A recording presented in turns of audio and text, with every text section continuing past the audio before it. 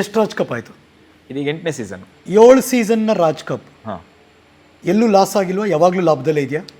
Sir ನಮಗೆ ಲಾಸೇ ಆಗಿರಲಿಲ್ಲ. ಅಲ್ಲಿಂದಲ್ಲಿ ಫಸ್ಟಿಗೆ ನಮ್ಮ ಜಾಗ ತೊಗೊಂಡು ನಾವು ಅದು ಬಿಟ್ಟರೆ ಚಿಕ್ಕ ಲಾಭ ಆಗಿದ್ದು ಬಿಟ್ಟರೆ ದೊಡ್ಡದಾಗಲಿಲ್ಲ. ಒಂದು 6th ರಾಜ್ ಕಪ್ ನಾವು ತುಂಬ ಲಾಸ್ ಆಗ್ಬಿಟ್ಟು, ದೊಡ್ಡ ಮಟ್ಟದ ಲಾಸ್ ಆಗ್ಬಿಟ್ಟು. ಅದು ಹೇಳ್ತೀನಿ ಸ್ಟೋರಿ, ಈಗ ಕಂಟಿನ್ಯೂಷನ್ನೇ ಬರ್ತೀನಿ. ನಾವು 4ನೇ ಅಂದರೆ ಈಗ ಲೂಸ್ ಮಾದ ಯೋಗಿ ನಾವು ಯಾಕೆ ಹೇಳ್ಬೇಕಂತ ಹೇಳಿದ್ರೆ, ನಮಗೆ ಸೆಲೆಬ್ರಿಟಿಗಳ ಮಿಡ್ಲಲ್ಲೆಲ್ಲ ಕಮ್ಮಿ ಆದಾಗ, ಹಾಂ, ಸೆಲೆಬ್ರಿಟಿ ಅಂತ ದೊಡ್ಡ ಸ್ಟಾರ್ ಇದೆ ಅವರು ಕಿಟ್ಟಿನೇ, ಲೂಸ್ ಮಾದ ಯೋಗಿ ನಮ್ಮ ಸ್ಟಾರೇ. ಆವಾಗ ಅವ್ರು ಬಂದು ನಮಗೆ ಅಂದರೆ ಈಗ ತೋರಿಸ್ಬೇಕಂದ್ರೆ ಲೂಸ್ ಮಾದ ಯೋಗಿ ಇದ್ದಾರೆ ಅಂತಲೇ ತೋರಿಸ್ತಿದ್ವಿ. ಬೇರೆ ಅಪ್ಪು ಸರ್ ಎಂಡಿಂಗಲ್ಲಿ ಫೈನಲಿಗೆ ಬರ್ತಾಯಿದ್ರು, ಇವರು ಕ್ರಿಕೆಟ್ ಆಡೋದು ಲೂಸ್ ಮಾದ ಯೋಗಿ. ಅದಕ್ಕೆ ನಾನು ಹೇಳಿದೆ ಲೂಸ್ ಮಾದ ಯೋಗಿ ನನ್ನ ಸ್ಪೆಷಲ್ ಥ್ಯಾಂಕ್ಸ್. ನಾವು ಅವ್ರು ಏನು ಹೇಳಿದ್ರೆ ಓಕೆ ಸರ್ ಅಂತ ಹೇಳ್ಬಿಟ್ಟು ಮಾಡ್ತೀನಿ, ಯಾಕಂದ್ರೆ ಜೊತೆಗಿದ್ದವರು ಅವರು ಅಂತ. ನಂಗೆ ಅದು ಆಗಲ್ಲ ಅಂತ ಹೇಳಿದ್ರೆ ಅವ್ರು ಹೇಳ್ತಾರೆ ಅಂತ ಹೇಳ್ಬಿಟ್ಟು ಓಕೆ ಅಂತ ಹೇಳ್ಬಿಟ್ಟು ಮಾಡಿಬಿಡ್ತೀನಿ ಲೂಸ್ ಮಾದ ಯೋಗಿ. ಅದನ್ನ ನಾನು ಮರೆಯೋಕ್ಕಾಗಲ್ಲ. ಮತ್ತು ಎಲ್ಲ ಅಸೋಸಿಯೇಷನ್ ಏನೇನು ಸಪೋರ್ಟ್ ಮಾಡಿದ್ರೆ, ಈಗ ಇಂಡಿವಿಜುವಲ್ಗೆ ಹೆಸರು ಹೇಳೋಕ್ಕಾಗಲ್ಲ, ಅದಲ್ಲ ತುಂಬ ಜನ ಇದ್ದಾರೆ, ಅದಲ್ಲಿ ಮಾಡ್ತೀನಿ. ಸಾರಾ ಗೋವಿಂದ್ ಅವರು ನನಗೆ 3ನೇ ರಾಜ್ ಕಪ್ಪಲ್ಲಿ, ಮತ್ತು ಆ ಟೈಮಲ್ಲಿ ಬಾಮರಿಷಿನ ಒಂದು ನೆನೆಸ್ಕೊಳ್ಬೇಕು ಫಸ್ಟ್ ಹೇಳ್ತೀನಿ. ಬಾಮರಿಷಿ ಅವರು ಅವಾಗ ಪ್ರೊಡ್ಯೂಸರ್ ಅಸೋಸಿಯೇಷನ್ ಟೀಮ್ ಬಂದಿಲ್ಲ, ಯಾಕಂದರೆ ಆ ದೊಡ್ಡ ವ್ಯಕ್ತಿ ಡಿಸ್ಟರ್ಬ್ ಮಾಡಿದ್ರಲ್ಲ, ಅವರಲ್ಲಿ ಬಿಟ್ಟಿಲ್ಲ ಅಸೋಸಿಯೇಷನ್ ಬರೋಕ್ಕೆ. ಕಡೆ ಬಾಮರಿಷು ಅಸೋಸಿಯೇಷನ್ ಅಂತ ಹೆಸರು ಹೇಳಿದೆ, ಬರೀ ಪ್ರೊಡ್ಯೂಸರ್ ತಂಡ ಅಂತ ಹೇಳ್ಬಿಟ್ಟು ಬಾಮರಿಷಿ ಕರ್ಕೊಂಬಂದರು. ಸೊ ಬಾಮರಿಷಿ ಆವಾಗ ಕರ್ಕೊಂಬಂದು ಪ್ರೊಡ್ಯೂಸರ್ ಅಂತ ಬರೋ ಕಾರಣ ಅದಾಗಿದ್ದು. ಸ್ಟ್ರಾಂಗ್ ಆಯಿತು, ರಾಜ್ ಕಪ್ ಬೆಳೆದೋಯ್ತು. ಓಕೆ, 5ನೇ ರಾಜ್ ಕಪ್ಪು. 4ನೇ ರಾಜ್ ಕಪ್ಪು ಅಂದರೆ ಗ್ಯಾಪ್ ಆಗೋಗಿತ್ತು. 4ನೇ ರಾಜ್ ಕಪ್ಪು 5ನೇ ರಾಜ್ ಕಪ್ ಗ್ಯಾಪ್ ಆಗಿತ್ತು. 4ನೇ ರಾಜ್ ಕಪ್ ಅಂದರೆ ನಮ್ದು ಇನ್ನೊಂದು ಒಕ್ಕೂಟ ಆದಾಗ ಆಗಿದ್ದು. ಇನ್ನು ನಾವು ಒಕ್ಕೂಟ ಮಾಡೋಣ. ಓಕೆ, ಆವಾಗ ಕೆಲವರು ಆರ್ಟಿಸ್ಟ್ಗಳು ಈ ರಾಜೇಶ್ ಜೊತೆ ಗುರುತಿಸ್ಕೊಂಡ್ರೆ ಹಿಂಗೆ ಆ ಥರ ಎಲ್ಲ ಬರುತ್ತಲ್ಲ, ಇನ್ನೊಂದು ಒಕ್ಕೂಟ ಇರುತ್ತೆ ಅಂತ. ಬಟ್ ಯಾರು ಆರ್ಟಿಸ್ಟ್ಗಳು ಆ ಥರ ಮಾಡಿಲ್ಲ. ರಾಜೇಶ್ ಅನೌನ್ಸ್ ಮಾಡಿದರೆ ಆಡ್ತೀವಿ ಅಂತಾರೆ ಬರುತ್ತೆ. ಆ ಟೈಮಲ್ಲಿ ನನಗೆ ಪ್ರೊಡ್ಯೂಸರ್ದಲ್ಲಿ ಒಂದು ಇರಬೇಕಲ್ಲ, ಆವಾಗ ಬಾಮರೀಶು, ನಂದಿಯಾಳು, ಆಮೇಲೆ ಟೇಶು ವೆಂಕಟೇಶು, ಗುರುಪ್ರಸಾದು, ಕೇಶವು, ನರಸಿಂಹ, ಈ ಥರ ಒಂದಿಷ್ಟು ಜನ, ಬಿ ಆರ್ ಕೇಶವು, ಇವರೆಲ್ಲರೂ ನಂಗೆ ಸಪೋರ್ಟಾಗಿ ನಿಂತ್ಕೊಂಡ್ರು. ಅಂದರೆ ಅವರಲ್ಲಿ ಮ್ಯಾಚಿಗೆ ಟೂರ್ನಮೆಂಟಿಗೆ ಬಂದರು, ಅವರಲ್ಲಿ ನಿಂತ್ಕೊಂಡ್ರೆ ಆಮೇಲೆ ರಾಜನ್ ಸಿಂಗ್ ಬಾಬು ಇವರೆಲ್ಲ ಹಿಂಗೆ ಬಂದಾಗ ಇದೊಂದು ಈ ಥರ ಬೇರೆ ಒಂದು ಪ್ರೊಡ್ಯೂಸರ್ಸ್ ಬಂದರು. ಆವಾಗ ಇವರೆಲ್ಲ ನಂಗೆ ಆವಾಗ ಪರಿಚಯ. ಒಕ್ಕೂಟ ಕಟ್ಟೋಕೆ ಇವರದೆಲ್ಲ ಕಾರಣ ಇದೆ. ಈಗ ನಾ ಏನು ಹೆಸರು ಹೇಳಿದೆ ಅವ್ರದ್ದೆಲ್ಲ ಕಾರಣ ಇದೆ. ಹಾಗೆ ಇನ್ನೊಂದು ಚೇಂಬರ್ ಮಾಡಿದ್ದಾರೆ ಇವಾಗ ಕೃಷ್ಣೇಗೌಡ ಅಂತ, ಅವರು ಆವಾಗ ಒಕ್ಕೂಟ ಕಟ್ಟೋ ಟೈಮಲ್ಲಿ ನಂಗೆ ಹೆಲ್ಪ್ ಮಾಡಿದರು. ಸರಿ, ಇದೆಲ್ಲ 4ನೇ ರಾಜ್ ಕಪ್ಪು ಗ್ಯಾಪಲ್ಲಾಗಿದ್ದು. ಪುನಃ ಇನ್ನೊಂದು ಸ್ವಲ್ಪ ಗ್ಯಾಪ್ ಆಯಿತು. ಗ್ಯಾಪ್ ಆಗಿ ಕೋವಿಡ್ ಅಂದರೆ 2009ಗೆ ನಾವು ರಾಜ್ ಕಪ್ ಸ್ಟಾರ್ಟ್ ಮಾಡಿದ್ದು. ಮಿಡ್ಲಲ್ಲಿ ನಮಗೆ ಗ್ಯಾಪಾಗಿ ಕೋವಿಡ್ ಬಂತು. ಎಲ್ಲ ಕೋವಿಡ್ ಬಂದಿಲ್ಲ, ಅವಾಗ ಗ್ಯಾಪ್ ಆಗಿದ್ದು. ಇನ್ಯಾವುದೋ ಟೂರ್ನಮೆಂಟ್ ಇಲ್ಲ. ರಾಜ್ ಕಪ್ಪನ್ನು ಸ್ಟಾಪ್ ಆದಮೇಲೆ ಮತ್ತೆ ಇನ್ನು ಯಾರೂ ಮಾಡೂ ಇಲ್ಲ. ಇದು ಏನಪ್ಪ ಹಿಂಗೆ ಅಂತ ಹೇಳ್ಬಿಟ್ಟು ನಾನು ಕಡೆಗೆ ಸ್ಟಾರ್ಟ್ ಮಾಡೋಣ ಅಂತ ಹೇಳ್ಬಿಟ್ಟು ಶಿವಣ್ಣ ಹತ್ರ ಹೋದ್ವಿ. ಶಿವಣ್ಣ ಮಾಡಿ ಅಂತ ಹೇಳಿದ್ರು. ಅಪ್ಪು ಸರ್ ಹತ್ರ ಹೋದ್ವಿ. ಅಪ್ಪು ಸರ್ ಹತ್ರ ಅವಾಗ ಶೂಟಿಂಗ್ ನಡೀತಾಯಿತ್ತು, ಯುವರತ್ನ ಶೂಟಿಂಗ್ ನಡೀತಾಯಿತ್ತು. ಆ ಶೂಟಿಂಗ್ ಆಗೋ ಟೈಮಲ್ಲಿ ನಾನು ಅಪ್ಪು ಸರ್ಗೆ ನೆನಪಿದೆಯಲ್ಲೋ, ನಾ ಗ್ಯಾಪ್ ತುಂಬ ಆಗಿತ್ತಲ್ವ, ನೆನಪಿದೆಯಲ್ಲ ಅಂತ ಗೊತ್ತಿಲ್ಲ. ನಾನು ದೂರ ನಿಂತ್ಕೊಂಡಿದ್ವಿ, ಪಬ್ಲಿಕ್ ಥರ ನಿಂತ್ಕೊಂಡಿದ್ವಿ. ಇವ್ರು ಒಳಗೆ ಸ್ಟುಡಿಯೋ ಒಳಗೆ ಶೂಟ್ ಮಾಡ್ಕೊಂಡು ಹಿಂಗೆ ಹೊರಗಡೆ ಚೇರ್ ಹತ್ರ ಕೂತ್ಕೊಳ್ಳೋಕೆ ಬಂದರು. ಆ ಟೈಮಲ್ಲಿ ನಮ್ಮನ್ನು ನೋಡಿದ್ರು. ನೋಡಿದ ತಕ್ಷಣ ಬನ್ನಿ ಅಂದರು. ಅಂದರೆ ನಾನು ಮುಂದಡೆ ಬಂದಾಗ ಇವರು ಸೆಕ್ಯೂರಿಟಿ ಬಿಡಲಿಲ್ಲ. ನಾವು ಮತ್ತೆ ತಳ್ಕೊಂಡು ನಾನೇನು ಹಂಗೆ ಹಿಂಗೆ ಅಂತ ಹೇಳ್ಕೊಂಡು ಹೋಗೋಕ್ಕಾಗಲ್ಲ, ಒಂದು ಸ್ವಲ್ಪ ಡೀಸೆಂಟಾಗಿರ್ಬೇಕಲ್ಲ, ನಿಂತಿದ್ವಿ. ಅಪ್ಪು ಸರ್ ನಾನು ಬನ್ನಿ ಅಂತ ಅವರೇ ಕರೆದು, ಆಗ ಅವರು ಬಿಟ್ಟರು, ಒಳಗಡೆ ಕೂರಿಸಿದ್ರು, ಜ್ಯೂಸ್ ಎಲ್ಲ ಕೊಡಿದ್ರು. ಏನು ರಾಜೇಶ್ವರ್ ಅಂತ ಕೇಳಿದ್ರು. ಸರ್ ಹಿಂಗೆ ರಾಜ್ ಕಪ್ಪು ಮಾಡ್ತಾಯಿದ್ದೀನಿ, ವಾಪಸ್ ಸ್ಟಾರ್ಟ್ ಮಾಡ್ತಾಯಿದ್ದೀನಿ. ಆಗ KCC ಒಂದು ಸ್ಟಾರ್ಟ್ ಆಗಿತ್ತು, ಒಂದು ಸೀಸನ್, ಕರ್ನಾಟಕ ಚಲನಚಿತ್ರ ಕಪ್, ಸುದೀಪ್ ಸರ್ ಒಂದು ಸೀಸನ್ ಆಗಿತ್ತು. ಆಗ ಅವ್ರು ಒಂದು ಮಾತು ಹೇಳಿದ್ರು, ರಾಜೇಶ್ ಅವರೇ, ಸುದೀಪ್ ಸರ್ KCC ಮಾಡ್ತಾರೆ, KCCಗೂ ರಾಜ್ ಕಪ್ಪಿಗೂ ಡೇಟ್ ಕ್ಲಾಶ್ ಆಗಿದ್ದಂಗೆ ಮಾಡ್ಕೊಳ್ಳಿ. ಅಂದರೆ ಅದೇ ಡೇಟಿಗೆಲ್ಲ ಇಡೋದು ಅದೆಲ್ಲ ಬೇಡ, ಅವ್ರದ್ದೊಂದು ಡೇಟ್ ಇರುತ್ತೆ, ಅದಾದ್ಮೇಲೆ ಸ್ವಲ್ಪ ಗ್ಯಾಪಲ್ಲಿ ನಿಮ್ಮದು ಮಾಡ್ಕೊಳ್ಬೇಕು, ಆ ಥರ ಮಾಡಿ. ಓಕೆ ಸರ್ ಅಂತ ಹೇಳಿದ್ರೆ, ನಾನು ಬರ್ತೀನಿ ಒಟ್ಟಾದ್ರೆ ಬನ್ನಿ ನೀವು ಮಾಡಿ ಅಂತ ಹೇಳಿದ್ರು. ನಾನು ಆಯ್ತು ಅಂತ ಹೇಳ್ಬಿಟ್ಟು ಖುಷಿಯಲ್ಲಿ ಅಪ್ಪು ಸರ್ ಹೇಳಿದ್ರಲ್ಲ, ಶಿವಣ್ಣ ಹೇಳಿದ್ರು, ಇನ್ನೆಲ್ಲರನ್ನ ಕವರ್ ಮಾಡ್ಬೋದು ಅಂತ ಹೇಳ್ಕೊಂಡು ಹಿಂಗೆ ಪಾಸಾಗಿ ಸ್ವಲ್ಪ ದೂರ ಹಿಂಗೆ ಬರ್ತಾಯಿದ್ವಿ. ಪುನಃ ಕರೆದ್ರು, ಬನ್ನಿ ರಾಜೇಶ್ವರ್ ಒಂದು ನಿಮಿಷ ಬನ್ನಿ ಅಂತ ಹೇಳಿದ್ರು. ಬಂದುಬಿಟ್ಟು, ರಾಜೇಶ್ವರ ಈಗ ನಾವು ಡಿಸ್ಟಿಕಲ್ಲಿ ಮಾಡ್ತೀವಿ, ಇಷ್ಟು ದಿವಸ ಎಲ್ಲ ಮಾಡ್ಕೊಂಬಂದು, ಓಕೆ ನಾವು ಯಾಕೆ ಅಬ್ರಾಡ್ಗೆ ಹೋಗಬಾರ್ದು ಅಂತ ಹೇಳಿದ್ರು. ಇದು ಅಪ್ಪು ಸರ್ ಕೊಟ್ಟರು ಐಡಿಯಾನ? ಸರ್ ಕೊಟ್ಟ ಐಡಿಯಾ. ಯಾಕೆ ಅಬ್ರಾಡ್ಗೆ ಹೋಗಬಾರ್ದು ಅಂತ. ಯಾಕೆ ಸರ್ ಅಂತ ಕೇಳಿದೆ. ನೋಡಿ, ಅದರ್ ಸ್ಟೇಟ್ ಅವರು ಒಟ್ಟೊಟ್ಟಿಗೆ ಈವೆಂಟ್ ಮಾಡಿಕೊಂಡು ಯಾವುದೋ ಸ್ಟಾರ್ ನೈಟೋ ಇನ್ನೊಂದು ಮಾಡಿ ಎಲ್ಲ ಗುಂಪಾಗಿ ಹೋಗ್ತಾರೆ. ನಮ್ಮವ್ರು ಯಾರು ಹೋಗಲ್ಲ. ನನಗೊಂದು ಕನಸಿತ್ತು, ಅದು ನನ್ನ ಕೈಲಿ ಮಾಡೋಕ್ಕಾಗಲಿಲ್ಲ. ನೀವೀಗ ಈ ಮುಗ್ದ ನಾನು ಹಿಂದ್ಗಡೆ ನಿಮ್ಗೆ ಇರ್ತೀನಿ, ನೀವು ಮಾಡಿ. ರಾಜ್ ಕಪ್ಗೆ ಸೆಮಿಫೈನಲ್ ಆದ್ರೂ ಅಟ್ಲೀಸ್ಟ್ ಅಬ್ರಾಡ್ಗೆ ಹೋಗಿ, ಬೇರೆ ದೇಶದವ್ರಿಗೆ ಅಲ್ಲಿ ಪಿಕ್ಚರ್ ಆಡ್ಬೇಕು. ನಮ್ಮ ಅಲ್ಲಿನವರು ಕನ್ನಡಿಗರು ಬೇರೆಯವರೆಲ್ಲ ಬಂದು ಒಟ್ಟೊಟ್ಟಿಗೆ ಬರ್ತಿರಲ್ಲ, ನಮ್ಮವರು ಬಂದಿದ್ದಾರೆ ಅಂತ ಹೇಳಬೇಕು. ಆ ಕಾರಣಕ್ಕೋಸ್ಕರ ಹೋಗಿ ನಮ್ಮವ್ರಿಗೆ ಒಂದು ಟೂರ್ ಆಗುತ್ತೆ, ಸ್ವಲ್ಪ ಮೈಂಡ್ ರಿಲೀಫ್ ಆಗಿರುತ್ತೆ, ಎಲ್ಲ ಒಟ್ಟಿಗೆ ಒಟ್ಟಿಗೆ ಇರ್ತಾರೆ ಅಂತ ಅವರು ಹೇಳಿದ್ರು. ಓಕೆ ಸರ್ ಅಂತ ಅಲ್ಲೇ ಒಂದು ಇಬ್ಬರದ್ದು ಆಸ್ಟ್ರೇಲಿಯಾದು ದುಬೈದು ಕಾಂಟ್ಯಾಕ್ಟ್ ನಂಬರ್ ಕೊಟ್ಟರು. ಕೊಟ್ಟು ಅಂದರೆ ಅವರೇ ಫೋನ್ ಮಾಡಿದ್ರು. ಅವ್ರ ಹೆಸರು ಹೇಳಿದ್ದು ನಂಗೆ ನೆನಪಿದೆ, ನಂಬರ್ ನಂಗೆ ಕೊಟ್ಟಿಲ್ಲ. ಹೆಸರು ಹೇಳಿದ್ರು ಅವ್ರದ್ದು, ಇಂತಿಂಥವ್ರ ಹೆಸರು ಅಂತ. ನಮ್ಮ ಅದ್ರಲ್ಲಿ ಮಾತಾಡಿದ್ರು ಹಿಂಗೆ ಬರಬೇಕು ಅಂತ ಆಸ್ಟ್ರೇಲಿಯಾಕ್ಕೆ. ದುಬೈದ ಹೆಸರು ಹೇಳಿದ್ರು ಮಾತ್ರ. ನಾನು ಓಕೆ ಅಂತ ಆಯ್ತೆಲ್ಲ ಖುಷಿ ಆಗ್ಬಿಟ್ಟು ಹೋದ್ವಿ. ದುಬೈ ಅಂತ ನಾವಾಗ ಡಿಸೈಡ್ ಮಾಡಿದ್ದು. ಅಲ್ಲಿಂದ ಹೊರಗಡೆ ಅದ್ರ ಮೇಲೆ ಎಲ್ಲಿ ಮಾಡೋಣ, ದುಬೈ ಅಂದರೆ ಅವ್ರು ಹೇಳಿದ್ರಲ್ಲ ಹತ್ತಿರ ಈಗ ದುಬೈ, ಆಸ್ಟ್ರೇಲಿಯಾಗೆ ಹೋಗೋಕ್ಕಾಗಲ್ಲ. ದುಬೈ ಅಂತ Raj cup 5th season Dubai semifinal ಅಂತ ಅನೌನ್ಸ್ ಮಾಡಿದ್ವಿ. ಓಕೆ. ಆ ಟೈಮಲ್ಲಿ ಕೋವಿಡ್ ಬಂತು. ಕೋವಿಡ್ ಬಂದಮೇಲೆ ಹಂಗೆ ಅನೌನ್ಸ್ ಮಾಡಿದಷ್ಟೇ ಸ್ಟಾಪ್ ಆಯಿತು. ಆಮೇಲೆ ಇವರು ಡೆತ್ ಆಯಿತು. ಅಂದರೆ ಇವ್ರು ಅನೌನ್ಸ್ ಡೆತ್ ಆದ್ರ ಮೇಲೆ ಈಗ ನಾವು ಅದ್ರ ಗ್ಯಾಪ್ ತೊಗೊಂಡ ಇಲ್ಲ ಆಯಿತು. ಈಗ ಅವ್ರು ಹೇಳಿದ್ದಾರೆ ನಾವು ರಾಜ್ ಕಪ್ ಮಾಡ್ತೀವಿ, ಅವ್ರು ಹೇಳಿದ್ದಾರೆ ಅಬ್ರಾಡಲ್ಲಿ ಮಾಡ್ಬೇಕಂದ್ರೆ ಅವ್ರು ಮಾತು ಕೊಟ್ಟಿದ್ದೀವಿ, ಸರ್ ಮಾಡೇ ಮಾಡ್ತೀವಿ, ನೀವು ಹಿಂದ್ಗಡಿದ್ರೆ ಸಾಕು ಅಂತ ಹೇಳಿ. ಅವ್ರ ಮಾತನ್ನು ಉಳಿಸ್ಕೊಳ್ಬೇಕು. ಅವ್ರೇನು ಅವ್ರ ಆಸೆ ಇತ್ತು. ಆ್ಯಕ್ಚುಲಿ ನಮ್ಮ ಮದುವೆಗಿಂತ ಮುಂಚೆ ಒಂದು 108 ದಿವಸ ಹೋಗಬೇಕು ಅಬ್ರಾಡಲ್ಲಿ ಟೂರ್ ಮಾಡ್ಕೊಂಡು ಎಲ್ಲರನ್ನ ಅಲ್ಲಲ್ಲಿ ಸೆಲೆಬ್ರಿಟಿ ಕರ್ಕೊಂಡು ಹೋಗಿ ಪ್ರೋಗ್ರಾಮ್ ಮಾಡ್ಬೇಕಂತೆಲ್ಲ ಅವ್ರಿಗೊಂದಿತ್ತು. ಡ್ಯಾನ್ಸ್ ಶೋಸ್ ಎಲ್ಲ ಮಾಡ್ತಾರೆ ಆ ಥರ. ಅದಾಗಲಿಲ್ಲ. ಅದು ನಮಗೂ ಹೇಳಿದ್ರು ಅವರು, ನಾವು ಕನಸು ಈಡೇರಿಸಬೇಕು ಅಂತ ಹೇಳ್ಬಿಟ್ಟು ರಾಜ್ ಕಪ್ಪು ಅಂದರೆ ಅವ್ರು ಇದ್ದಿರೋ ನಮಗಿನ್ನೂ ಸ್ಟ್ರೆಂತ್ ಸಿಗ್ತಿತ್ತು. But Appu sir memorable doctor Raj cup ಅಂತ ಅನೌನ್ಸ್ ಮಾಡಿದ್ವಿ. ದುಬೈ ಅಂತ ಹೇಳಿದೆ ಸೆಮಿಫೈನಲ್. ಎಲ್ಲ ನಕ್ಕಿದ್ರು, ದುಬೈಯ ದಾಬಾಸ್ಪೇಟೆ ಅಂತ. ಅರ್ಥ ಆಯ್ತಾ? ಆಗತ್ತಾ ಇಲ್ವೋ ಅಂತ. ನನ್ನ ನಂಬ್ಕೊಂಡವ್ರು ರಾಜೇಶ್ ಮಾಡ್ತಾನೆ ಅಂತ. ರಾಜಗೌಡರು ಎಲ್ಲ ನಂಬಿಕೆ. ಏನು ಮಾಡೋದು ಅವಾಗೆಲ್ಲ ಟೀಮ್ಗೆಲ್ಲ ತುಂಬ ಕಮ್ಮಿ. ನಮಗೆ ಇದರಲ್ಲಿ ನಾವು ಏನು ಮಾಡಬೇಕಂತ ಗೊತ್ತಿಲ್ಲ. ಅದ್ರ ಧೈರ್ಯದಲ್ಲಿ ಅನೌನ್ಸ್ ಮಾಡಿಬಿಟ್ವಿ. ಕಡೆ ಸಾರಾ ಗೋವಿಂದ್ ಅವರು ಒಂದು ಹೆಲ್ಪ್ ಮಾಡಿದ್ರು ನಮಗೆ. ಫಸ್ಟ್ 3 days ಇಲ್ಲಿ ಮ್ಯಾಚ್ ಆಗೋದಕ್ಕೆ ಗ್ರೌಂಡ್ ಎಲ್ಲ ಫ್ರೀ ಮಾಡಿಸ್ಕೊಟ್ಬಿಟ್ರು. ಅದೇ ಮೇಜರ್ ಆಗಿತ್ತು. ಎಲ್ಲಿ BGS ಗ್ರೌಂಡಲ್ಲಿ ಅವರ ಸ್ವಾಮೀಜಿ ಚಂದ್ರಶೇಖರ್ ಸ್ವಾಮೀಜಿಯವ್ರು ನೆನೆಸ್ಕೊಳ್ಬೇಕು ನಾವು. ಅವ್ರಿಗೆ ಥ್ಯಾಂಕ್ಸ್ ಹೇಳಬೇಕು. ಅವರು ಸಾರಾ ಗೋವಿಂದ್ರ ಬನ್ನಿ ನಾನು ಗ್ರೌಂಡ್ ಮಾಡಿಸ್ಕೊಡ್ತೀನಿ ಅಂತ ಹೇಳ್ಬಿಟ್ಟು 3 days ಅದಕ್ಕೆ ಯಾವಾಗ ಏನಿಲ್ಲ ಅಂದ್ರೆ 4-5 ಲಕ್ಷ ರೂಪಾಯಿ ಖರ್ಚಾಗ್ತಿತ್ತು.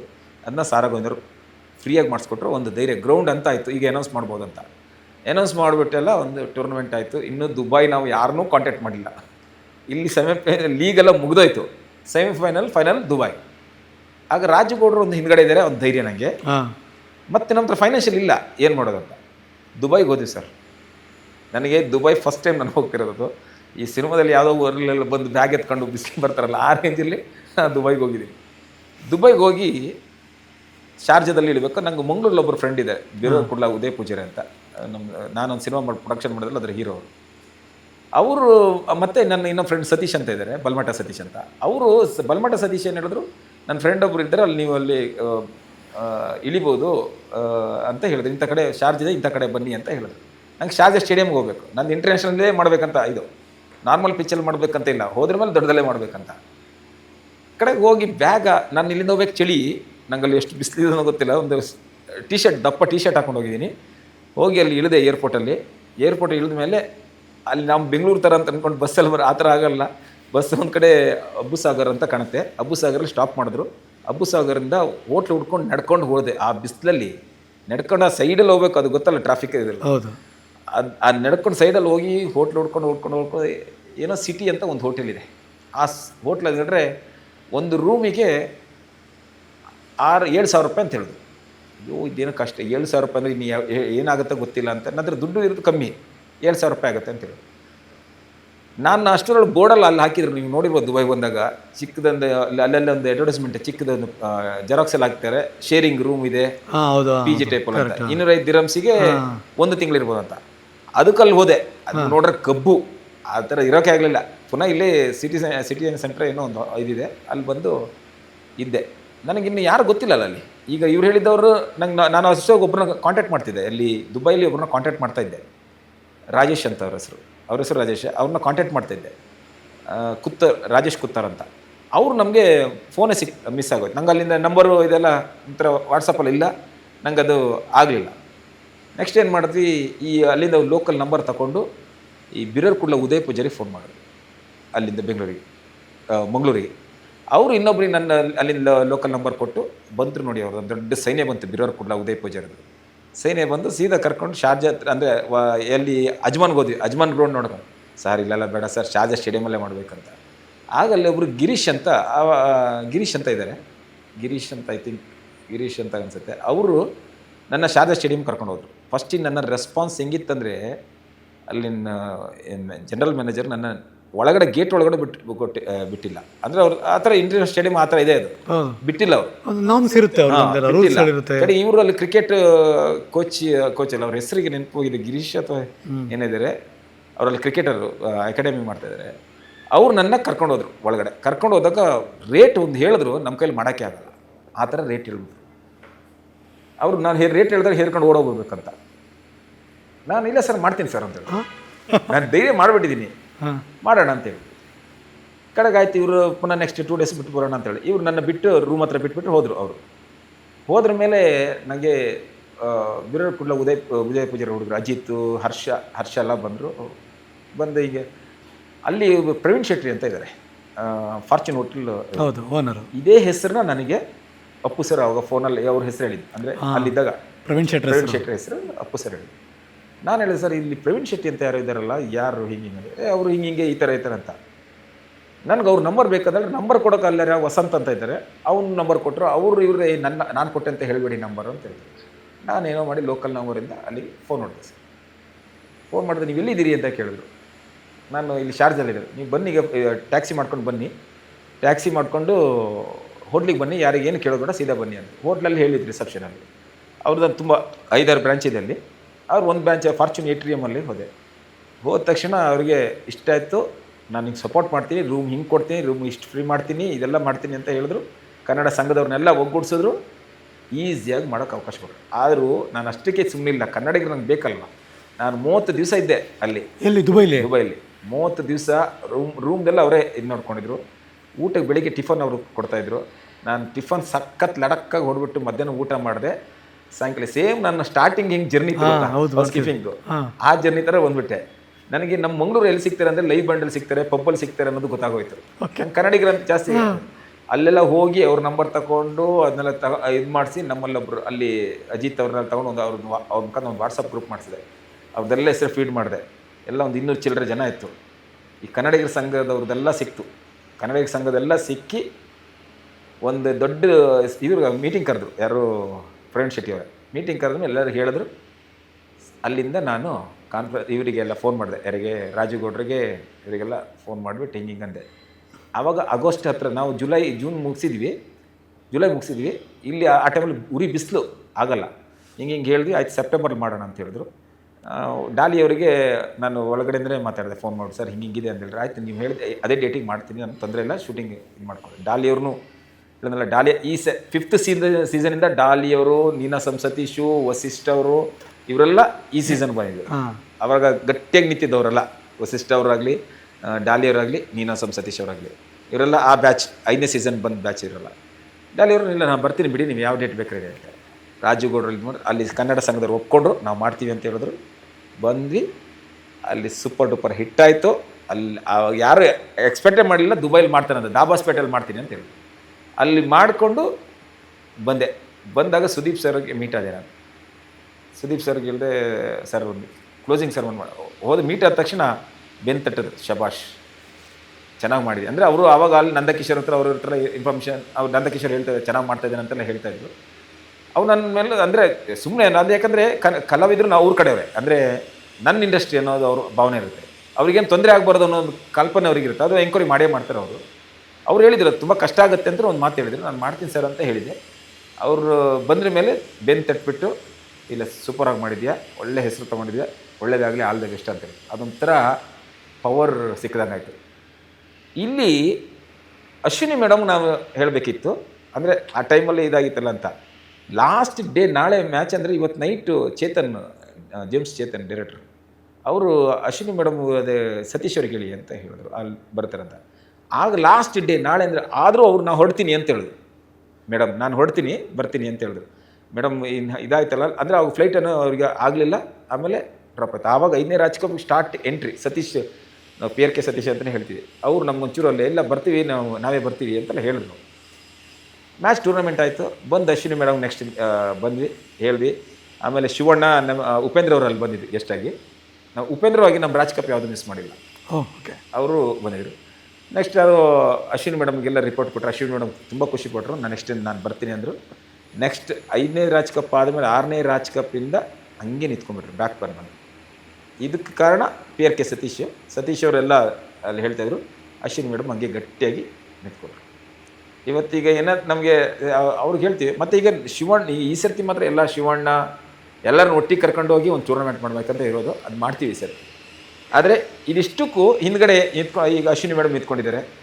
7ನೇ ರಾಜ್ ಕಪ್ ಆಯಿತು, ಈಗ 8ನೇ 6ನೇ ರಾಜ್ ಕಪ್ಪು ಅದು ಸ್ವಲ್ಪ ಲಾಸ್ ಆಯ್ತು ನನಗೆ. ಅಂದರೆ ಒಂಥರ ಅಪ್ಪು ಸರ್ ಒಂದು ಹೇಳಿದ್ರು ನನಗೆ, ನಾನು ಈಗ ಸೆಮಿಫೈನಲ್ ಅಂದರೆ ಬರೀ ಒಂದು 60-70 ಜನ 80 ಜನ ಹೋಗ್ಬೋದು, ಇನ್ನು ಬೇರೆದು ಆಗಲ್ಲ, ಬೇರೆಯವರೆಲ್ಲ ಕಾಯ್ತಾ ಇರ್ತಾರಲ್ಲ, ಅದಕ್ಕೋಸ್ಕರ ಏನು ಮಾಡಿದೆ, 6ನೇ ರಾಜ್ ಕಪ್ 6 ಕಂಟ್ರಿ ಅಂತ ಮಾಡಿದೆ. India, Malaysia, Singapore, Sri Lanka, Muscat and Dubai. ಈಗ ನಾ ಇದೇ ದುಬೈಯಲ್ಲಿ ಗ್ರೌಂಡ್ ಹೇಳಿದ್ವಲ್ಲ, ಫಸ್ಟ್ ನಾನು ಯಾರು ಅಂತ ಅಂದ್ಕೊಂಡಿದ್ದೆ ಇದು ಅವ್ನು ಆಮೇಲೆ ಪ್ರವೀಣ್ ಶೆಟ್ಟಿ ಎಲ್ಲ ಕಮ್ಮಿ ಮಾಡಿಸಿ ಅಲ್ಲೆಲ್ಲ ಸ್ಪಾನ್ಸರ್ಡ್ ಎಲ್ಲ ತೊಗೊಂಡು ಎಲ್ಲ ಮಾಡಿದ್ವಿ. ಆಗ ನಾವು ಅವ್ನು ನನ್ನ ಕ್ಯಾಲಿಬರ್ ನೋಡಿಬಿಟ್ಟು ನೆಕ್ಸ್ಟು ಫೋನ್ ಮಾಡಿದ್ರೆ ಸಾಕು ಡೇಟ್ ಬ್ಲಾಕ್ ಮಾಡ್ತಿದ್ರು 6th ಸೀಸನ್ಗೆ. ಆಮೇಲೆ 6th ಸೀಸನ್ಗೆ 7th ಸೀಸನ್ಗೆ ಇಲ್ಲೇ ಬಂದರು, ನನ್ನ ಆಫೀಸಿಗೆ ಬಂದರು ಬೆಂಗಳೂರಿಗೆ. ಬಂದುಬಿಟ್ಟು ಯಾವ ಡೇಟ್ ಅಂತ ಕೇಳ್ಬಿಟ್ಟು ಮಾಡಿ, ಅಂದರೆ ಆ ರೇಟೆಲ್ಲ ಕಮ್ಮಿ ಮಾಡಿ. ಆಮೇಲೆ ಲೈವ್ ಪರ್ಮಿಷನ್ಗೂ ದುಡ್ಡಿದೆ ಅಂತ ಗೊತ್ತಾಗಿದೆ ಆವಾಗಲೇ ನಮಗೆ. ಅಲ್ಲಿ ಲೈವ್ ಪರ್ಮಿಷನ್ ತಗೊಳ್ಳೋಕ್ಕೂ ದುಡ್ಡು ತಗೊಳ್ಬೇಕಂತ. ಅಂದರೆ ನನ್ನ ಇದು ಕ್ಯಾಲಿಬರ್ ನೋಡಿಬಿಟ್ಟು ಶಾರ್ಜಾ ಸ್ಟೇಡಿಯಮಲ್ಲಿ ನಾನು ಈಗಲೂ ನಾನು ಫೋನ್ ಮಾಡಿದ್ರೆ ನಾನು ಡೇಟ್ ಬ್ಲಾಕ್ ಮಾಡ್ತಾರೆ, ದುಡ್ಡು ಕೇಳಲ್ಲ. ಸೊ ಒಂದು ಮಟ್ಟಕ್ಕೆ ಕನ್ನಡ ಸಿನಿಮಾ ಜಗತ್ತಿನಲ್ಲಿ ಕಲಾವಿದರಿಗೆ ಕ್ರೀಡೆಯಲ್ಲಿ ರಾಜ್ ಕಪ್ ಅಂದರೆ ಈ ಸ್ಪೋರ್ಟ್ಸ್ ಕ್ರಿಕೆಟ್ನ ಶುರು ಮಾಡಿದ್ದು ರಾಜೇಶ್ ಬ್ರಹ್ಮ ಅವರು, ಕರೆಕ್ಟಾ? ಔಟ್ಡೋರಲ್ಲಿ ಒಂದು ಮಾಡಿದ್ರು ರಾಕ್ಲಿನವರು, ನಾಗರಾವ್ ಕಪ್ ಅಂತ. ಅವ್ರು ಸಿನಿಮಾ ಪ್ರಮೋಷನ್ಗೆ ಅಂತ ಮಾಡಿದ್ರು, ಕನ್ನಡ ಸೆಲೆಬ್ರಿಟಿಗೆ ಮತ್ತು ಶ್ರೀಲಂಕಾ ಪ್ಲೇಯರ್ ಹಾಕೊಂಡು ಮಾಡಿದ್ರು ಸರ್. ಟೂರ್ನಮೆಂಟ್ ಅಲ್ಲ, ಅದೊಂಥರ ಪ್ರಮೋಷನ್ ಒಂದು ಮ್ಯಾಚ್ ಮಾಡಿದ್ರು ಅಷ್ಟೇ. ಓಕೆ. ಸೊ ಟೂರ್ನಮೆಂಟ್ ಮಾಡಿದವ್ರು ನೀವೇ, ಅದು ಕನ್ಫರ್ಮ್. ಮತ್ತು ಇಷ್ಟು ಕಲಾವಿದರನ್ನ ಒಂದು ಪ್ಲಾಟ್ಫಾರ್ಮಲ್ಲಿ ಸೇರಿಸಿದ್ ನೀವೇ, ಕಲಾವಿದರು, ತಂತ್ರಜ್ಞರು ಮತ್ತು ಮಾಧ್ಯಮ ಸೇರಿಸಿದ್ ನೀವು ಒಬ್ಬರು, ಪೊಲಿಟಿಷಿಯನ್ ಎಲ್ಲ ಸೇರಿ. ಪೊಲಿಟಿಷಿಯನ್. ಈಗ ರಾಜ್ ಕಪ್ ಒಂದು ಈ ಸ್ಯಾಂಡ್ವುಡ್ದು ಎಲ್ಲ ಕಲಾವಿದರು, ಇನ್ನೇನೇನು ಕಪ್ಪು ನೀವೀಗ ಯಾರ್ಯಾರು ಪ್ರೀಮಿಯರ್ ಲೀಗ್ ಮಾಡ್ತಾರೆ? ಈಗ ಡೆಲ್ಲಿ ಕಪ್ ಸ್ಟಾರ್ಟ್ ಮಾಡಿದ್ದು, ಈಗ ರಾಜ್ ಕಪ್ ಅದ್ರ ಮೇಲೆ ಈಗ ಪ್ರೊಡ್ಯೂಸರ್ಸ್ಗೆ ಅಂತ ಮಾಡಿದ್ವಿ, producer cricket league. Okay, producer cricket league, ಅದು box cricket. Okay, box cricket, tennis ball producers. ಇನ್ನೊಂದು DPL ಡೈರೆಕ್ಟರ್ಸ್ ಪ್ರೀಮಿಯರ್ ಲೀಗ್ ಅಂತ ಮಾಡಿದ್ವಿ. Directors premier league DPL. Okay, ಆಮೇಲೆ ಡೈರೆಕ್ಟರ್ಸ್ಗಳು ಇರ್ತಾರಲ್ಲ, ಅಂದ್ರೆ ಸಿನಿಮಾದ ಎಲ್ಲ ನಿರ್ದೇಶಕರು ಅವ್ರ ಜೊತೆ ವರ್ಕ್ ಮಾಡೋರು ಆ ಥರದಲ್ಲ ಅಂತ DPL. ಆಮೇಲೆ ಇನ್ನೊಂದು ಈಗ ಹೇಳೋಕ್ಕಾಗಲ್ಲ, ಅದೊಂದು ದೊಡ್ಡದೊಂದು ಟೂರ್ನಮೆಂಟ್ ನಡೀತಿದೆ. ಓಕೆ, ಆ ರಾಜ್ ಕಪ್ ಹೆಸರೇ ನನಗೆ ಅದನ್ನ ಬೇರೆ ಎಲ್ಲ ಕಡೆ ಆಗಿರೋದು ಒಂದು ದೊಡ್ಡ ಟೂರ್ನಮೆಂಟ್. ತುಂಬಾ ಕಾಂಪಿಟೇಷನ್ ಬಂತು, ಎಷ್ಟೊಂದು ಟೂರ್ನಮೆಂಟ್ಗಳು ಶುರು ಆಯಿತು ಕಳೆದ 3 ವರ್ಷದಿಂದ ಅಥವಾ 4 ವರ್ಷದಿಂದ. ಹೌದು, ಅದು ಅಪ್ಪನೇ, ಮಗನೇ, ಮೊಮ್ಮಗನೇ. ಈಗ ರಾಜ್ ಕಪ್ಪೇ. ಈಗ ಎಷ್ಟೇ ಜನ ಮಕ್ಕಳು ಮರಿ ಮಕ್ಕಳು ಬರ್ತಾರೆ, ರಾಜ್ ಕಪ್ಪೇ. ಈಗ ನೋಡಿ KCC ಬಂತು. KCC ನಮಗೆ ನಮ್ಮ ಕನ್ನಡ ಇಂಡಸ್ಟ್ರಿಗೆ ಒಂದು ಪ್ರೈಡ್. ಯಾಕೆಂದರೆ ಬರೇ ಸೆಲೆಬ್ರಿಟಿಗೆ ಆಡ್ತಿದ್ದು, ಇಂಟರ್ನ್ಯಾಷನಲ್ ಪ್ಲೇಯರ್ ಒಂದು ಬಂದು ಆಡ್ತಾರೆ ಅಂದರೆ ಅವರು ಎಲ್ಲಿ ತನಕ. ಈಗ ಗೇಲ್ ಬಂದು ಆಡ್ತಾನೆ ಅಂತ ಹೇಳಿದ್ರೆ, ಗೇಲ್ ಒಬ್ಬರೇ ಬರೀ ಕರ್ನಾಟಕ ಅಲ್ಲ, ಗೇಲ್ ಎಲ್ಲೆಲ್ಲ ಆಡ್ತಾರೆ, ಅವ್ರ ಫ್ಯಾನ್ ಫಾಲೋವರ್ಸ್ ಇರ್ತಾರೆ, ಅಲ್ಲೊಂದು ಇಂಡಸ್ಟ್ರಿ ಒಂದು ಕ್ರಿಕೆಟ್ ಮಾಡ್ತಾರೆ ಅನ್ನೋ ಅದೊಂದು ದೊಡ್ಡ ಪ್ರೈಡ್. ಅದು ಯಾರು ಏನು ಅನ್ಕೊಳ್ತಾರೆ, ನನಗೆ ಅನಿಸಿದ ಪ್ರಕಾರ ಅದು ದೊಡ್ಡ ಪ್ರೈಡ್ ಕನ್ನಡ ಇಂಡಸ್ಟ್ರಿಗೆ. KCC ಅನ್ನೋ ದೊಡ್ಡ ಪ್ರೈಡ್. ಇಂಟರ್ನ್ಯಾಷನಲ್ ಪ್ಲೇಯರ್ನ ಕರ್ಕೊಂಬಂದು, ಅದು ಬೇರೆ ಯಾರು ಇಂಡಸ್ಟ್ರಿ ಮಾಡದೇ ಇರುವಂಥ CCL ಅಂತ ಟೂರ್ನಮೆಂಟೇ ಮಾಡೋಕ್ಕಾಗದಿರುವಂಥವ್ರು ನಮ್ಮ ಸುದೀಪ್ ಸರ್ ಕರ್ನಾಟಕದಲ್ಲೇ ಒಂದು ಮಾಡಿದ್ರು ಗೊತ್ತಾ, ಅದು ದೊಡ್ಡದು. ಅದು ಬೇರೆ ಬಿಡಿ, ಅದನ್ನು ನಾವು ತಗೊಳ್ಳೋದು ಬೇಡ. ಮತ್ತೆ ಬೇರೆ ಎಲ್ಲ ಇದಿರಲ್ಲ, ನಮ್ಮ ಅಂಡರ್ಲಿ ಇದ್ದು ಅಲ್ಲೆಲ್ಲಿದ್ದು ಅದನ್ನ ನೋಡ್ಕೊಂಡು ನನ್ನ ಟೂರ್ನಮೆಂಟ್ ಮಾಡ್ತಾರೆ, ಮಾಡ್ತಾರೆ, ಅದೇನು ಮಾಡೋಕ್ಕಾಗಲ್ಲ.